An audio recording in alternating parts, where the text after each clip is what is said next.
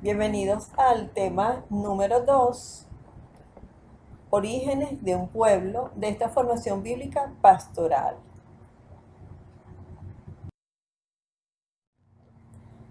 Antes de cualquier documento escrito, o sea, antes de toda explicación segura, la arqueología nos permite descubrir huellas de vida fragmentarias en los tiempos más remotos de la prehistoria, pero cada vez más precisas.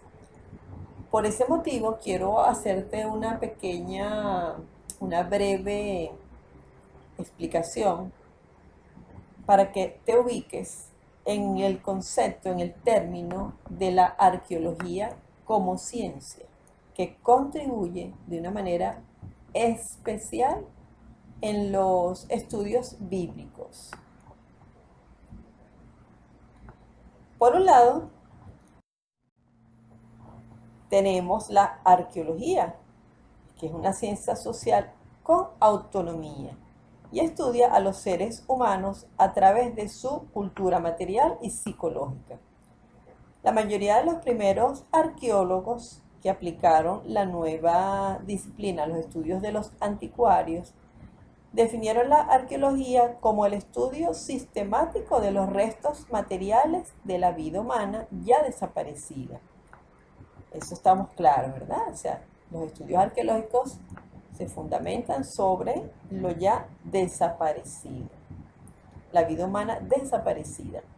Otros arqueólogos enfatizaron aspectos psicológicos conductistas, es decir, añaden nuevos elementos a esta ciencia y definen la arqueología como la reconstrucción de la vida de los pueblos antiguos. Por otro lado, tenemos la arqueología bíblica. Es la disciplina que se ocupa de la recuperación e investigación científica de los restos materiales de culturas pasadas que pueden iluminar los periodos y descripciones de la Biblia. Pueden iluminar los periodos y descripciones de la Biblia. Iluminan.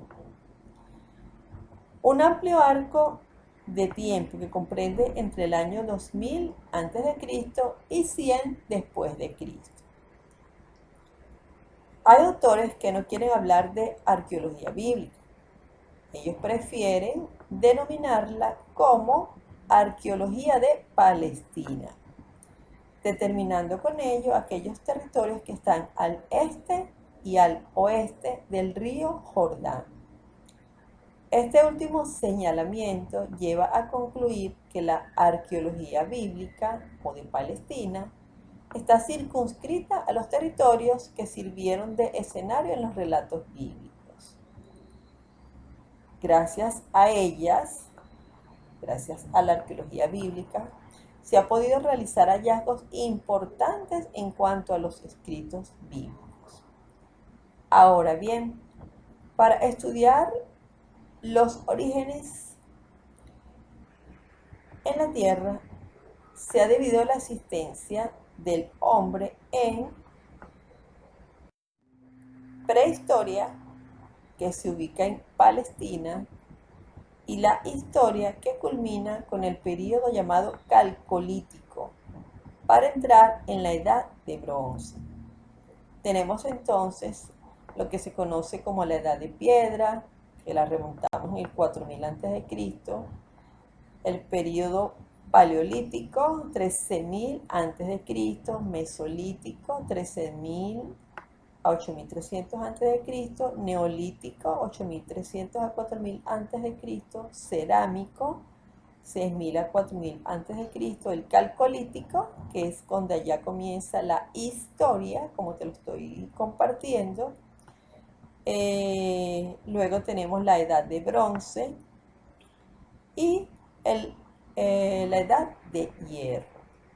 La Edad de Hierro ya se remonta al 1200 a.C. al 538 a.C. Recuerden que el primer tutorial que está en el canal de YouTube explicado a través de un mapa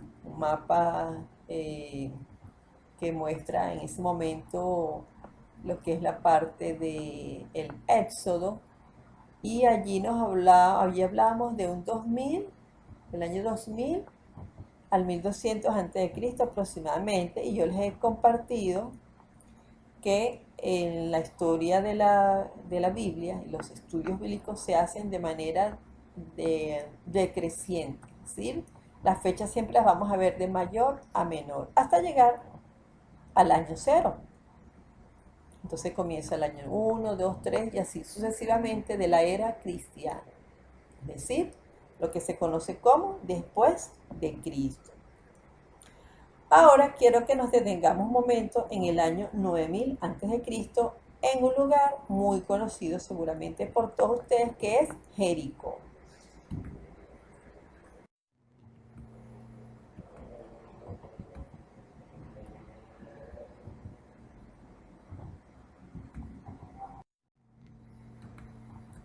Jericó. Para esa fecha del año 9000 a.C. presenta un grupo de viviendas. Se han hallado sepulturas con collares de conchas numerosas en una prueba llamada el Guad, en el Monte Carmelo. Por el 7500 a.C., Jericó se presenta como la ciudad más antigua que se conoce. Entonces, esto es importante para un biblista. La ciudad más antigua donde hubo población conocida arqueológicamente es Jericó, que data de 7500 aproximadamente antes de Cristo. Las casas eran en forma de chozas redondas y estaban protegidas por una muralla precedida de un foso, mientras que al oeste se levantaba una imponente torre redonda de 9 metros de diámetro. La población podía calcularse en aproximadamente 2000 personas que vivían en parte de la agricultura y en parte de la caza y la recolección. Después de un periodo de abandono del sitio, se ven surgir casas de forma rectangular con paredes de ladrillo decoradas con espinas de pescado. ¿Qué quiere decir esto? Que esa ciudad en algún momento fue abandonada. Y esto es bien interesante también para ti que estás haciendo estudios bíblicos por lo siguiente. Quiero que busques en el libro de Josué el capítulo 6, versículo 1 al 20. Tú lo buscas con tranquilidad, haces la lectura para que te ubiques en el contexto literario del texto y luego retomas la presentación, el tutorial. Fíjate, después que lo leas, pues te vas a ubicar con mayor facilidad. Allí que se narra que Josué conquista Jericó. Sin embargo, la arqueología ha demostrado que cuando llegaron, según ese texto bíblico, cuando llegaron a la ciudad, allí no había nadie. Allí no había nadie. O sea, Josué no conquistó nada de Jericó. Tú te preguntarás, pero entonces, ¿por qué la Biblia dice que eso sucedió? Pues vamos a encontrar algunos libros, algunos capítulos con esta situación. ¿Por qué pasa esto? Porque el autor agiógrafo, los agiógrafos son los autores sagrados, es decir, los autores que escribieron la palabra de Dios, se les atribuye a ciertos, o sea, ellos utilizan arquetipos, vamos a acomodarlo de esta manera, me parafraseo yo misma, ellos usan arquetipos del héroe hebreo de la primera época. Entonces, el héroe hebreo de esa época fue ¿quién? ¿Quién crees tú que fue? A quien Dios llamó en una zarza ardiente que no se consumía, luego le va a dar el decálogo.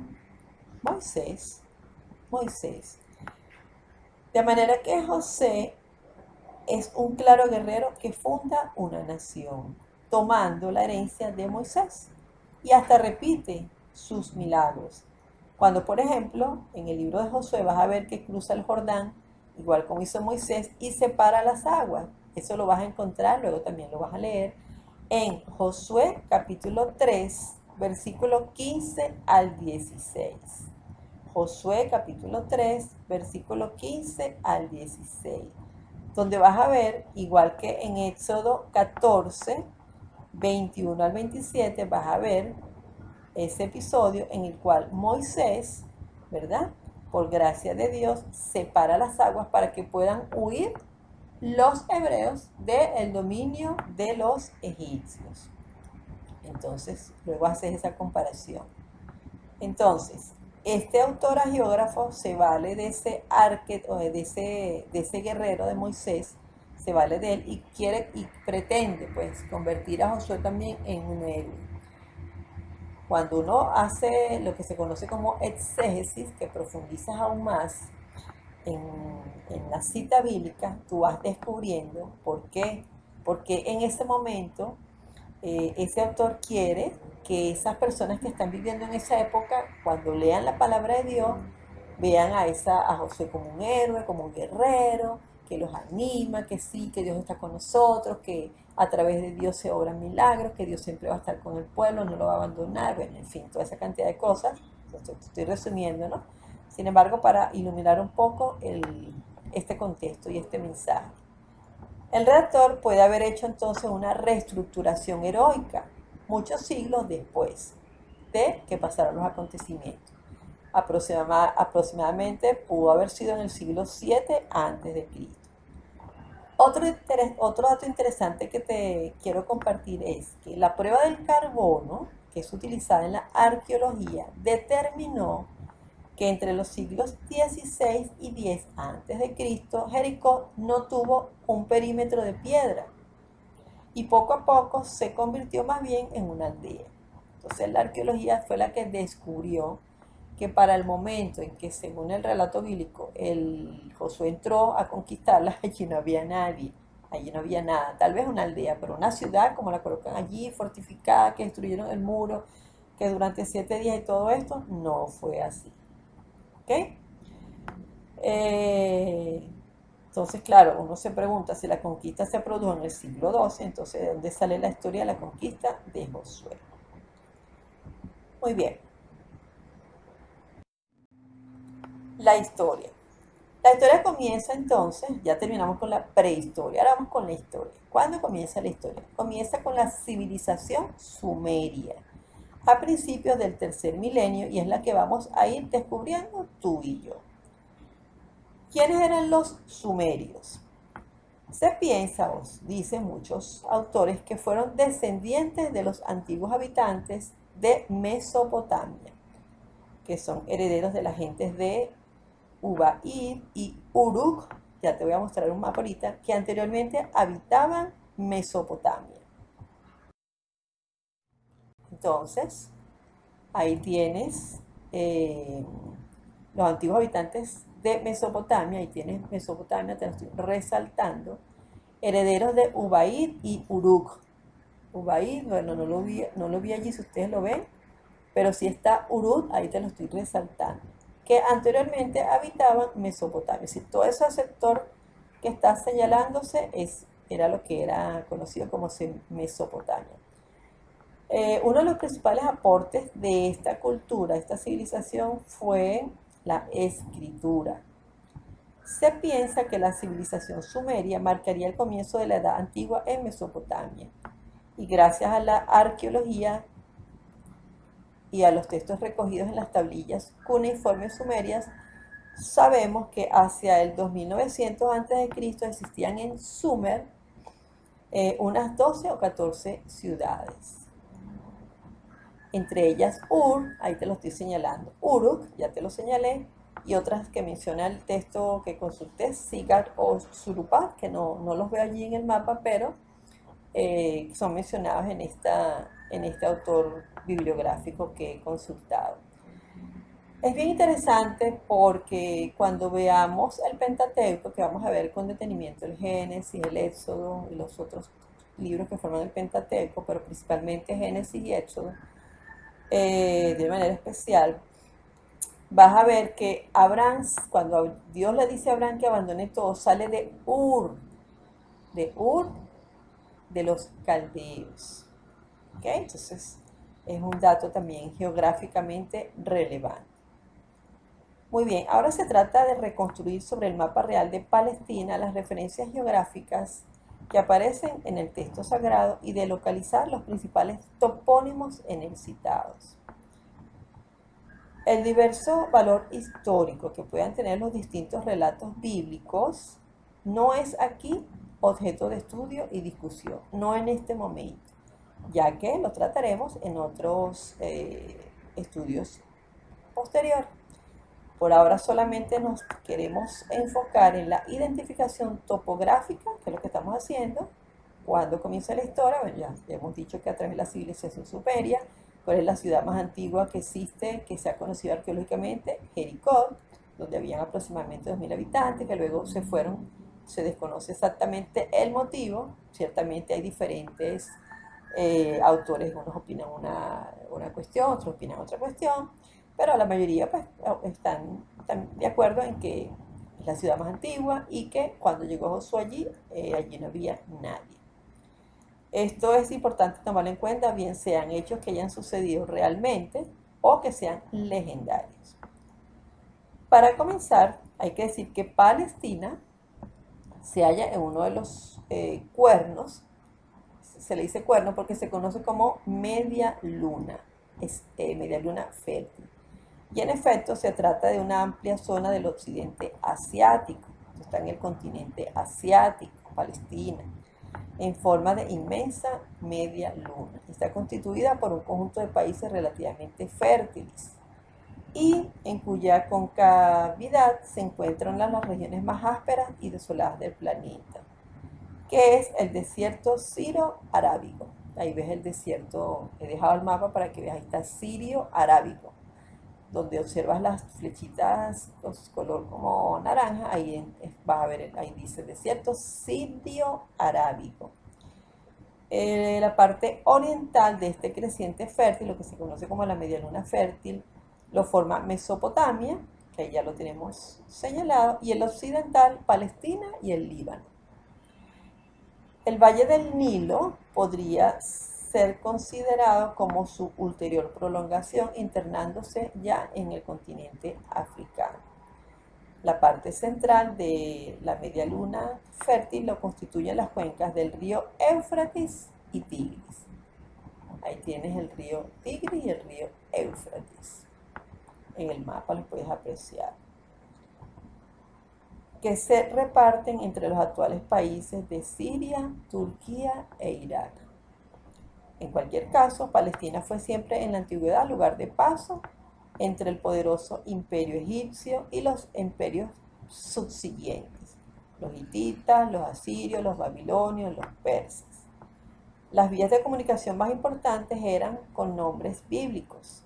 Uno de ellos, por ejemplo, que se conoce cuando lo vas a ver a medida que vayamos avanzando, pero ahorita te comparto uno. Por ejemplo, uno es conocido como el Camino del Mar o Vía Maris. Eso lo vas a ver en Isaías capítulo 9, versículo 1. También se conoce como el Camino de los Filisteos. Éxodo 13, versículo 17. Capítulo 13, versículo 17. Por otro lado, es importante que sepas, estudiante bíblico, biblista, que el nombre de Palestina, aquí empleado y el más generalizado para designar la región que estudiamos, que es la media luna fértil, la famosa tierra prometida, no aparece nunca en la Biblia.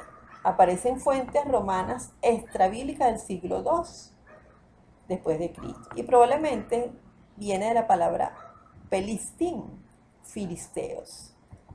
O sea, se piensa que los filisteos es un grupo de personas que venían por el mar Mediterráneo. Entonces se piensa que esa palabra Palestina proviene de ese grupo de personas Pelistín, filisteos. El país es designado en la literatura bíblica con distintos nombres, de los cuales el más común es, en el Antiguo Testamento, de la tierra de Canaán.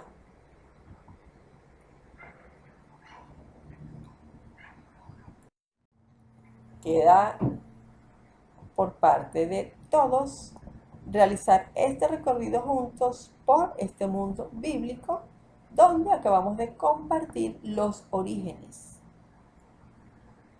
dividido en dos partes, la prehistoria y la historia, donde pues acabamos de ver que se atribuye a la civilización sumeria esos inicios de esas personas que fueron poblando todos estos sitios que hemos mencionado, y que la ciudad más antigua conocida, gracias a la arqueología bíblica, es la ciudad de Jericó. Este mundo bíblico que a todos nos apasiona y que nos conduce hacia Jesús, que es el camino, la verdad y la vida.